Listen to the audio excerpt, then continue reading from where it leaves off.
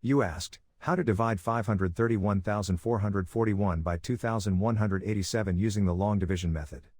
5 is too small. 53 is too small. 531 is too small. Use 5,314.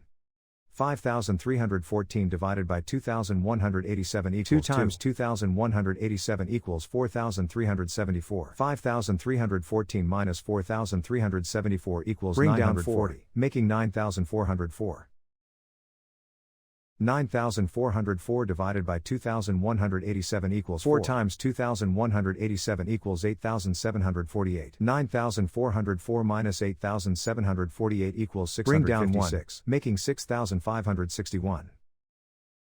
6,561 divided by 2,187 equals 3 times 2,187 equals 6,561. 6,561 minus 6,561 equals 0. The remainder is 0. The final result is 243.